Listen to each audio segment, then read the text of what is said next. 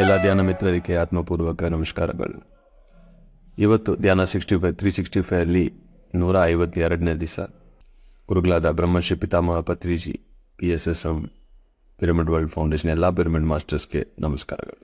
ಎಷ್ಟು ಸಿನ್ಸಿಯರ್ ಆಗಿ ಸೀರಿಯಸ್ ಆಗಿ ಜಾಸ್ತಿ ಜನ ಧ್ಯಾನ ಮಾಡ್ತಾ ಬರ್ತಾರೋ ಅಲ್ಲಿ ಒಂದು ಗ್ರೇಟ್ ಮ್ಯಾಗ್ನೆಟಿಕ್ ಎಲೆಕ್ಟ್ರೋಮ್ಯಾಗ್ನೆಟಿಕ್ ಎನರ್ಜೀಸ್ ಅನ್ನೋದು ಕ್ರಿಯೇಟ್ ಆಗುತ್ತೆ. ನಮ್ಮ ಜೀವನದಲ್ಲಿ ಗೋಲ್ ಹೆಂಗಿರಬೇಕು ಅಂದರೆ ಆ ಒಂದು ಗೋಲು ನಮ್ಮನ್ನು ಮಲ್ಕೊಳ್ಳೋಕ್ಕೂ ಬಿಡಬಾರದು. ಯಾವಾಗ್ಲೂ ಅದು ನೆನಪಿಗೆ ಬರ್ತಾ ಇರಬೇಕು. ಅದನ್ನು ನೋಡಿ ನಾವು ಜೀವಿಸಬೇಕು.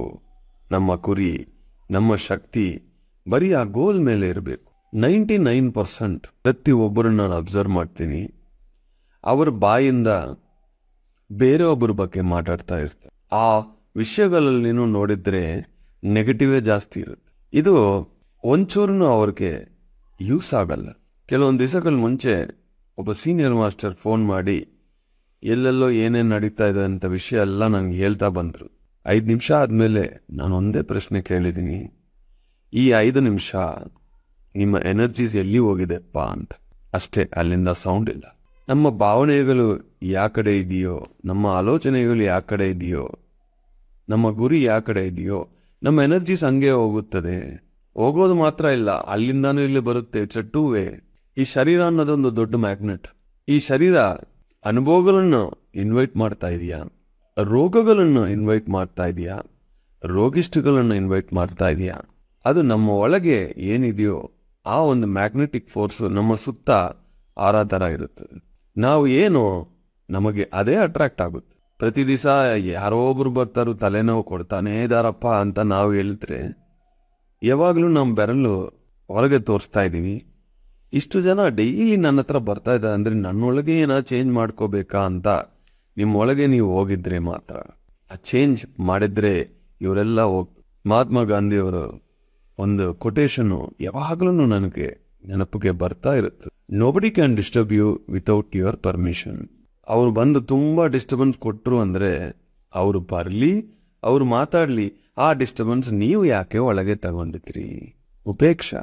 ಒಬ್ಬರು ಇಲ್ಲಾಂದ್ರೆ 100 ಜನ ಇಲ್ಲ 1000 ಜನ ನಮ್ಮ ಹತ್ರ ಬರಲಿ, ಏನೇ ಮಾತಾಡಲಿ, ಏನೇ ಆಗಲಿ, ಯಾವುದು ಪರ್ಸನಲ್ ಆಗಿ ತಗೊಳ್ಬಾರ್ದು. ಅವ್ರಿಗೆ ಏನು ಗೊತ್ತೋ ಅದು ಮಾತಾಡ್ತಾ ಇದ್ದಾರೆ. ನನ್ನ ಬಗ್ಗೆ ಇಲ್ಲ, ಅವ್ರ ಫ್ರಸ್ಟ್ರೇಷನ್ ಅವ್ರು ಎಕ್ಸ್ಪ್ರೆಸ್ ಮಾಡ್ತಾ ಇದ್ದಾರೆ.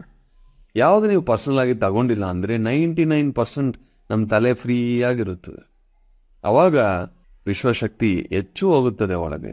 ಇದು ಕಸ ಹಾಕೋ ಜಾಗ ಅಲ್ಲ, ಗಾರ್ಡನ್. ಚೆನ್ನಾಗಿರ್ಬೇಕು. ನಿನ್ನೆ ಒಬ್ಬ ಮೇಡಮ್ ಒಂದು ವಿಡಿಯೋ ಕಳಿಸಿದ್ರು, ಓಶೋ ಅವ್ರದ್ದು. ಒಬ್ಬ ಮಾಸ್ಟರ್, ಒಬ್ಬ ಟೀಚರ್, ಈ ಇಬ್ಬರ ಬಗ್ಗೆ ಡಿಫ್ರೆನ್ಸಿಯೇಷನ್ ಹೇಳ್ತಾ ಓಶೋ ಅವರೊಂದು ವಿಡಿಯೋ ಕಳಿಸಿದ್ರು. One of the most fantastic videos. ಅದು ಸ್ವಲ್ಪ ಎಕ್ಸ್ಪ್ಲೈನ್ ಮಾಡಿ ಅಂತ ನನಗೆ ಒಂದು ವಿಜ್ಞಪ್ತಿ ಕೊಟ್ಟರು. ಒಬ್ಬ ಟೀಚರ್ ಅಂದರೆ ಒಂದು ಪುಸ್ತಕ ಓದಿ, ಒಬ್ಬ ವಿಡಿಯೋವನ್ನು ನೋಡಿ, ಒಂದು ಜವಾಬ್ದಾರಿ ಥರ ಬಂತು ಹೇಳಿಬಿಟ್ಟು ಹೋಗ್ತಾರೆ. ಆದರೆ ಒಬ್ಬ ಟೀಚರು ಏನು ಹೇಳ್ತಾ ಇದ್ದಾರೋ ಅದು ಅವ್ರೊಳಗೆ ಅವ್ರು ಇಂಪ್ಲಿಮೆಂಟ್ ಮಾಡ್ತಾರ ಅನ್ನೋದು ಡೌಟೇ. ಎಕ್ಸಾಂಪಲ್ ಹೇಳ್ತೀನಿ. ಚಿಕ್ಕ ವಯಸ್ಸಲ್ಲಿ ಸ್ಕೂಲಲ್ಲಿ ನಾನು ತಮಿಳ್ ಸಬ್ಜೆಕ್ಟ್ ಓದ್ತಾ ಇದ್ದೀನಿ. ಅದರಲ್ಲಿ ತಿರುಕ್ಕುರಲ್ ಅಂತ ಒಂದಿದೆ. ತಿರುವಳ್ಳುವರ್ ಅಂತ ಒಬ್ಬ ಗ್ರೇಟ್ ಸೇಜ್, ಒಬ್ಬ ಸಿದ್ಧರ್. ಅವರು ಶಾಕಾಹಾರ ಬಗ್ಗೆ ಒಂದು ಕೊಟೇಶನ್ ಕೊಟ್ಟರು. ನಮ್ಮ ಟೀಚರ್ ಬಂತು ಅದರ ಬಗ್ಗೆ ಹೇಳಿ, ಇದೆಲ್ಲ ಚೆನ್ನಾಗಿ ನೋಟ್ ಮಾಡ್ಕೊಳ್ಳಿ, ಸ್ಪೆಲ್ಲಿಂಗ್ ಮಿಸ್ಟೇಕ್ಸ್ ಎಲ್ಲ ನೋಟ್ ಮಾಡ್ಕೊಳ್ಳಿ, ಎಕ್ಸಾಮ್ಗೆ ಇದು ಬರುತ್ತೆ, ಕರೆಕ್ಟಾಗಿ ಬರೀಬೇಕು ಅಂತ ಟೀಚ್ ಮಾಡಿದ್ರು. ಹೋಗ್ಬಿಟ್ರು. ಲಂಚ್ ಟೈಮಲ್ಲಿ ಅಲ್ಲಿ ಚಿಕನ್ ಮಟನ್ ತಿಂತಾ ಇದ್ದಾರೆ. ಇವರು ಟೀಚರ್ ಅಂದರೆ ಒಂದು ವಿಷಯ ಅಲ್ಲಿಂದ ಇಲ್ಲಿಂದ ತಗೊಂಡು ಹೇಳ್ಬಿಟ್ಟು ಹೋಗ್ಬಿಡ್ತಾರೋ, ಅವರು ಅಭ್ಯಾಸ ಮಾಡ್ತಾ ಇದ್ದಾರ ಅಂದ್ರೆ ಡೌಟೇ. ಬಟ್ ಒಬ್ಬ ಮಾಸ್ಟರ್ ಇಲ್ಲಿಂದ ಅಲ್ಲಿಂದ ತಗೊಂಡು ಮಾತಾಡಲ್ಲ, ಅವ್ರ ಒಳಗೆ ಏನಿದೆಯೋ ಅದನ್ನೇ ಮಾತಾಡ್ತಾರೆ. ಅದಕ್ಕೆ ಒಬ್ಬ ಟೀಚರ್ ಪ್ರೆಸೆನ್ಸ್ ಅಲ್ಲಿ ನೀವು ಹೋಗಿದ್ರೆ ಖುಷಿ ಆಗ್ಬೋದು, ಬಟ್ ಒಬ್ಬ ಮಾಸ್ಟರ್ ಪ್ರೆಸೆನ್ಸ್ ಅಲ್ಲಿ ನೀವು ಹೋಗಿದ್ರೆ ಆ ಎನರ್ಜಿಯನ್ನು ನೀವು ಫೀಲ್ ಮಾಡ್ತೀರಿ, ಆ ಟ್ರಾನ್ಸ್ಫಾರ್ಮೇಶನ್ ನೀವು ಫೀಲ್ ಮಾಡ್ತೀರಿ. ನನ್ನ ಮನೆಗೆ ನಾನು ಹೋಗಿದ್ದೀನಿ ಅಂತ ಒಳಗಿಂದ ಒಂದು ಫೀಲಿಂಗ್ ಬರುತ್ತೆ. ಇದು ಟೀಚರ್ ವರ್ಸಸ್ ಮಾಸ್ಟರ್.